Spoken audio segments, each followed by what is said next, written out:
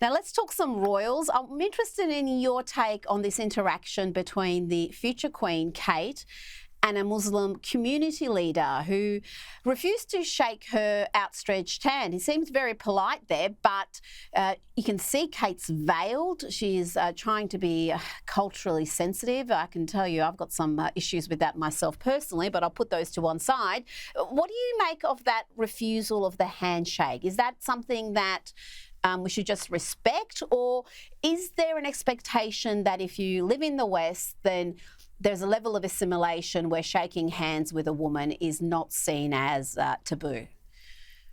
I think it's quite a telling exchange. As I've said for some years, diversity in countries like Britain, I think Australia to a great extent, is expected in recent years to be a one-way street. The society has to adapt to the migrant, not the migrant to the society. And I think that's just a fundamental mistake. At best, it means that your society becomes a sort of version of the United Nations on a good day. And at worst, it leads to a total balkanization.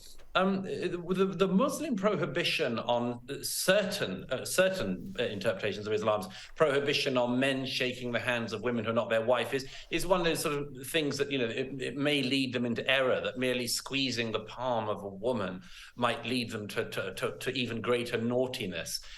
Well, that's not our view in Britain any more than it is in Australia or America. And my own view is that this is just a symptom of, I think Kate behaved absolutely impeccably, as always.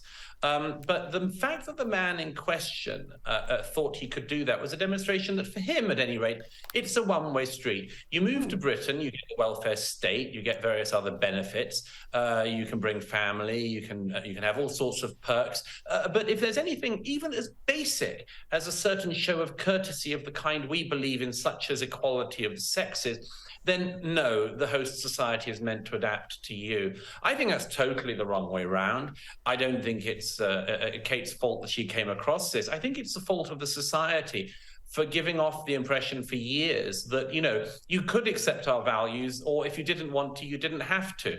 I think that was a lamentable decision. It's been going on for decades, but that's the attitude many people have just imbibed from our countries, which is we're essentially a sort of pushover.